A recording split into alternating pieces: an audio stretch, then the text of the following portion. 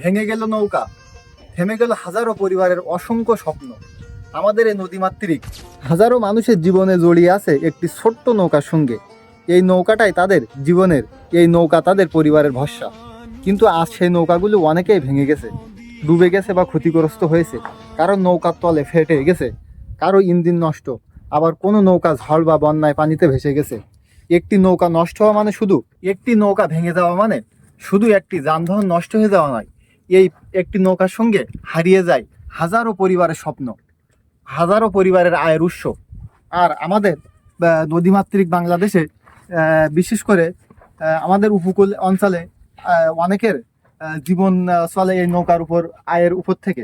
অনেকে ছেলে পেলে এর থেকে লেখাপড়া করে, অনেকেই এর উপরে আয় দিয়ে তাদের সংসার এবং পরিবার চলে। প্রাকৃতিক দুর্যোগ হোক বা অন্য কোনো দুর্ঘটনা, সবচেয়ে বেশি ক্ষতিগ্রস্ত হন আমাদের সাধারণ খেটে খাওয়া মানুষ।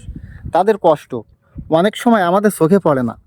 মনে রাখবেন, একটা নৌকা শুধু কাঠ আর লোহার তৈরি নয়, এটি একটি পরিবারের স্বপ্ন, আশা এবং বেঁচে থাকার অবলম্বন।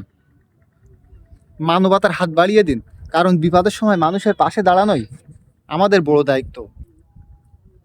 এই ভাঙা নৌকাটি দেখে হয়তো আপনারা অনেকে হাসি তামাশা করতে পারেন যে একটা নৌকা ভেঙেছে, আবার একটি নৌকা বানিয়ে ওনারা অন্য জীবিকা নির্বাহ করবে। কিন্তু না, এই একটা নৌকার উপরে তাদের সম্পূর্ণ সংসার চলে।